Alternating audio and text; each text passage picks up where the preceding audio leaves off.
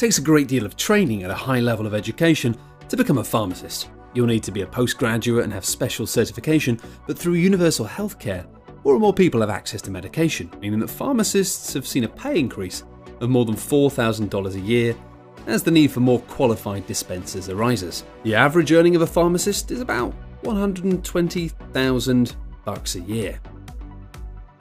Due to the economic problems worldwide and the increase in automation in the field, you have a fairly low chance of getting hired as an air traffic controller. Sorry about that, it's just the way it is. You'd be in charge of guiding air traffic, and obviously there's significant level of pressure involved in the job, but controllers can expect to earn $120,000 to $100,000 a year. But as I said, sorry, you're probably not going to get that job. Give it up. Booting podiatrists and lawyers out of the top 10 is the relatively new field of data science. Since this burgeoning industry is of such great importance to massive organizations, trained data scientists who are able to extract information and report on high volumes of data will be pulling in a cool $124,000 every year.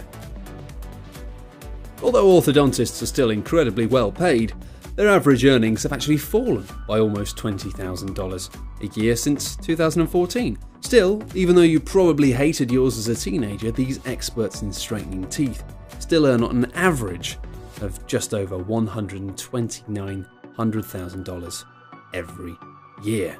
So yeah, and they do that just by poking around in your mouth. Lucky fellas. At the heart of the oil and gas industry are petroleum engineers, and these make up a massive chunk of the US economy. In CareerCast.com's report, this profession is predicted to expand hugely over the next 3 years, which is weird because there isn't that much petroleum around. Anyway, those in the industry are on average earning about $130,000.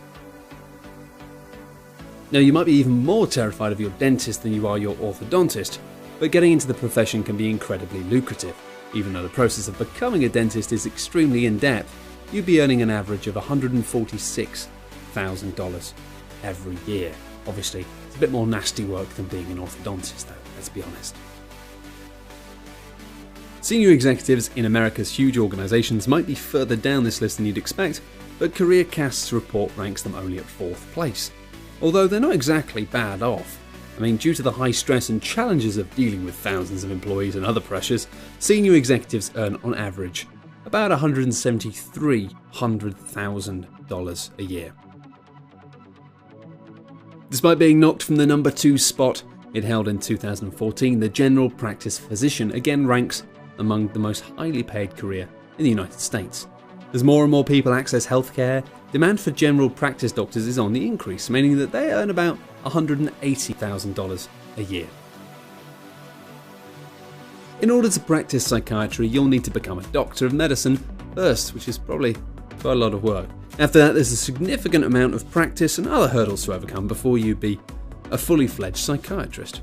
Also, while many psychiatrists practice in their traditional offices, many more are starting to work in outpatient care facilities, which bring their own unique challenges. As such, psychiatrists can expect to earn $181,000 annually. Unsurprisingly, surgeons are believed to have the highest paying jobs in the United States. Wages wildly vary depending on the kind of surgery being performed, but one thing's true of all surgeons: they must undergo some of the most rigorous training of any profession in order to be able to operate on people. After completing medical school, many surgeons go through a residency of as much as 8 years before becoming licensed surgeons and choosing their specialities. Given the sheer amount of work involved just to become fully qualified, surgeons earn an average of $350,000 to $100,000 every year.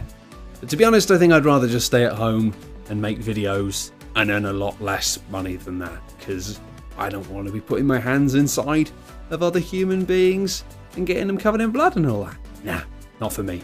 You do that. I'm happy.